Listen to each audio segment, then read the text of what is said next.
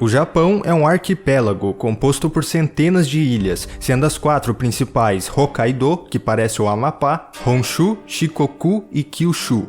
A ilha de Tsushima é uma das que ficam entre Kyushu e o território da Coreia. Posteriormente, nós veremos por que esse local foi escolhido como local do jogo Ghost of Tsushima. No passado, ainda na Idade da Pedra, no período paleolítico, diferentes povos asiáticos migraram ao longo de milhares de anos para as ilhas do Japão através de caminhos estreitos que hoje não existem mais. Grupos de caçadores-coletores das regiões que correspondem à China, Mongólia, Rússia Oriental, entre outros, que foram desenvolvendo manufaturas para a caça e a pesca, até passarem a trabalhar com a cerâmica, dando início ao período Jomon, entre os anos 10.000 a.C., onde se dá o início da cultura japonesa propriamente dita. Com o passar dos milênios, as tribos foram dominando técnicas para a agricultura e a manipulação de metais, caracterizando o período Yayoi. É Yayoi, não aquilo que vocês estão pensando. Nesse momento, a população crescia cada vez mais, porém ainda dividida entre centenas de tribos, sem uma unificação para a formação de um país. Mas, como em toda civilização que acumulou recursos excedentes, começa a desigualdade social e o surgimento do Estado. A situação veio a mudar no início do período Yamato, a partir da segunda metade do século III, quando foi estabelecido o reino da dinastia Yamato. Apesar de tradições antigas apontarem que o fundador da dinastia foi Jimmu Tenno, em 660 a.C. Essa afirmação tradicional é muito criticada por historiadores, já que ela se baseia em escritos que foram realizados no século VIII pela própria corte japonesa. Portanto, Jimmu Tenno e os outros imperadores anteriores ao ano 250 podem não passar de lendas criadas para o fortalecimento do poder real e da imagem do rei como divino. De qualquer forma, o processo de centralização do poder no Japão iniciou-se efetivamente no século III, com o primeiro imperador considerado histórico, Ōjin Tenno. O período Yamato é dividido entre Kofun Jidai e o Asuka Jidai, separados por divergências culturais. O Kofun Jidai foi marcado pelo Shintoísmo, a religião tradicional do Japão de culto à natureza, com um politeísmo de deuses elementares, que também é chamada por nós ocidentais de mitologia japonesa. O principal tema do jogo Okami, que conta a história de Amaterasu. Não é o poderzinho do Conjuntivite Gun. No caso, Kofun é o nome dos túmulos que eram construídos para a aristocracia nessa época. Sim, esse negócio é um túmulo, um dos maiores que existem junto das pirâmides do Egito, que também são túmulos. E o Asuka Jidai recebeu a introdução do budismo, que provocou muitas mudanças na sociedade. Inclusive, nesse período, foi alterado o nome do país de Wa, Yamato, para Nihon, Japão, que significa origem do sol, sendo a terra do sol nascente. Por um bom tempo, os chineses chamaram os japoneses de povo do sol, já que o sol nasce do Japão em relação à China. Ao longo desses grandes períodos, o povo japonês seguia com grande foco na agricultura, principalmente com a plantação de arroz. Os grandes proprietários de terra, chamados daimyo, possuíam escravos, uma prática que continuou existindo no Japão por muitos séculos e que atingiu seu auge no período Nara, que viria logo em seguida. Com o passar dos séculos, a supremacia da dinastia Yamato passava a atingir regiões mais afastadas do arquipélago, aumentando o território do império, mas havia um problema quanto a isso. A corte de Yamato não possuía um exército, com exceção de famílias destinadas à guarda real, por isso a preservação da ordem em locais afastados da capital se mostrou complicada. Pensando nisso, o Império promoveu determinados clãs de diferentes regiões para se encarregarem de policiar e coletar impostos do povo. Assim, começaram a surgir os Bushi, guerreiros que ficariam conhecidos como samurais, aqueles que servem.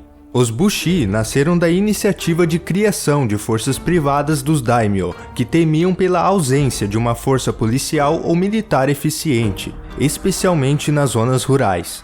Os primeiros Bushi foram camponeses que recebiam armas e treinamento, também exercendo outras funções solicitadas pelo soberano, como a coleta de impostos, pois eles eram, sobretudo, servos dos daimyo e dos líderes de clãs. É errado pensar que todos os Bushi viviam sempre no campo de batalha, pois muitos deles, principalmente no princípio, precisavam plantar e colher alimentos para sua própria subsistência. Com o passar dos séculos, diferentes funções foram surgindo entre os samurais além das próprias batalhas, e em alguns casos eles até tinham que saber cantar e tocar instrumentos. Esse era um forte sinal de que, apesar de parte do território japonês estar unificado, o poder do imperador, em certos níveis, era superficial, já que eram os Bushi que estavam sob ordens dos daimyo que faziam o papel da lei nas províncias. Isso resultou na grande ascensão de poder de clãs que atingiram a aristocracia, como o clã Soga, que foi o primeiro clã a dominar a casa imperial do Japão.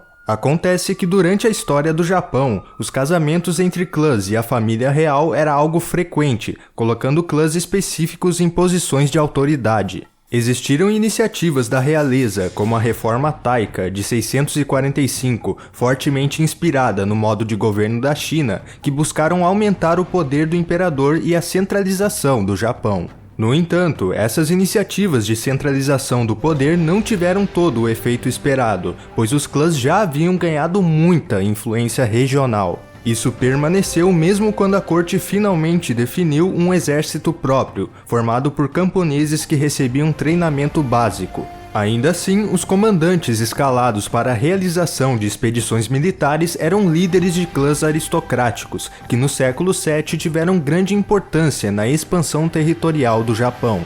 Esses comandantes receberam o título de Seitai Shogun, o comandante das forças expedicionárias contra bárbaros. Daí surgiu o nome Shogun, que foi utilizado pelos grandes chefes militares séculos depois. Os primeiros shogun ficaram encarregados de enfrentar os Emishi, um grupo étnico do norte do arquipélago que era considerado bárbaro e que foi apelidado de povo cabeludo por possuir mais cabelo que os japoneses. Os Emishi são o povo do personagem protagonista na clássica animação japonesa Princesa Mononoke, de 1997, apesar do filme se passar muitos anos depois desses conflitos. Vejam esse filme porque é uma grande obra de arte, e parabéns ao criador do filme, Hayao Miyazaki, que fez aniversário no dia 5 de janeiro. O Império Japonês queria dominar o povo dos Emishi para assimilá-los à cultura japonesa, assim dominando a região norte e posteriormente Hokkaido. Os primeiros shogun e o exército japonês sofreram graves derrotas contra os Emishi, que eram mestres no uso de arco e flecha a cavalo, deixando o Império Japonês sem outra opção a não ser aceitar a total dominância dos clãs sobre o poder militar. Essa grande técnica que combina a montaria com o arco era algo muito presente nos povos do norte. Quando a coroa concedeu o poder militar nas mãos da aristocracia dos clãs, os Bushi tiveram acesso a treinamento militar avançado, o que os tornou guerreiros profissionais na arte da guerra. Ainda assim, os Bushi só seriam reconhecidos como classe social e receberiam o nome samurai anos depois, no século X. Enfim, com a iniciativa dos clãs, os Emishi foram derrotados e assimilados aos japoneses, que tomaram controle da região norte do arquipélago. No entanto, a grande habilidade desse povo no uso do arco e flecha a cavalo foi algo incorporado pelos samurais, se tornando uma das suas principais e mais icônicas táticas de guerra ao longo dos séculos. Essa prática passou a ser conhecida como Yabusame, que até hoje é preservada na cultura japonesa. Após esse período de guerras, houve paz, mas as tensões internas aumentavam na medida que o poder dos clãs também aumentava. A essa altura, o clã Fujiwara era o que exercia grande influência sobre a corte imperial, sendo uma das famílias mais poderosas. Porém, com o passar dos séculos, cresceu o poder de dois grandes clãs, o Taira, também chamado Heishi, e o Minamoto, também chamado Genji. Todos esses eram clãs que surgiram através da descendência da família real, parentes dos imperadores que não eram elegíveis ao trono. O clã Ashina dos personagens de Sekiro Shadows Die Twice foi formado por descendentes dos Taira, que o consolidaram séculos depois, no período Sengoku. No século XI, os Fujiwara, os Taira e os Minamoto travaram intensos conflitos para a dominação do poder no Japão. Esses conflitos terminaram nas Guerras Genpei, com a vitória dos Minamoto, liderados pelo lendário Shogun Minamoto no Yoritomo. Um jogo que retrata esse período de maneira fantasiosa é Genji: Dawn of the Samurai, um jogo do PlayStation 2 lançado em 2005. E como o título sugere, esse foi mesmo o alvorecer dos samurais. Outra curiosidade, a sequência desse jogo, Days of the Blade, foi o jogo que virou piada na conferência do PlayStation 3 na E3 2006, com um caranguejo gigante. Genji 2 is an action game which is based on Japanese history. The stages of the game will also be based on famous battles which actually took place in ancient Japan.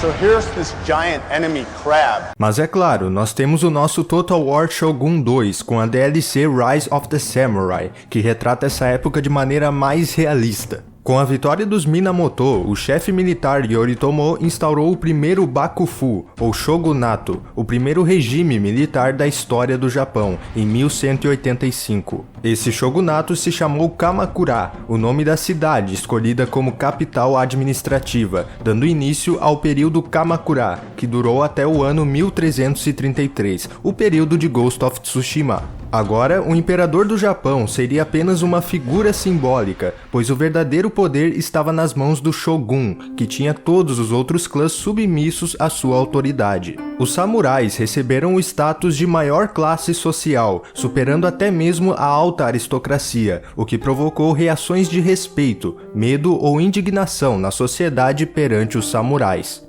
Mas mesmo com a instauração de um regime militar, os líderes regionais continuaram com grande poder, ainda mais com a ascensão da classe social dos samurais. Por isso, começou a era do Japão feudal, marcado pela relação entre senhor e vassalo, com os daimyo e os samurais marcando o domínio das províncias. Essa relação de senhor e vassalo caracteriza o regime feudal. Isso não significa que todos os samurais eram leais a seus senhores, pois ao longo da história japonesa ocorreram diversos episódios de traições nas relações verticais. Ao longo do período Kamakura, foram criadas novas políticas para definir o código dos samurais e a legislação feudal, como veremos nos próximos vídeos. No entanto, esse novo período de paz duraria apenas algumas décadas, e o Japão teria que enfrentar a maior ameaça que já viu. So I'll ask you once again, Samurai. Do you surrender? Obrigado por ter assistido. A explicação continua no contexto histórico de Ghost of Tsushima.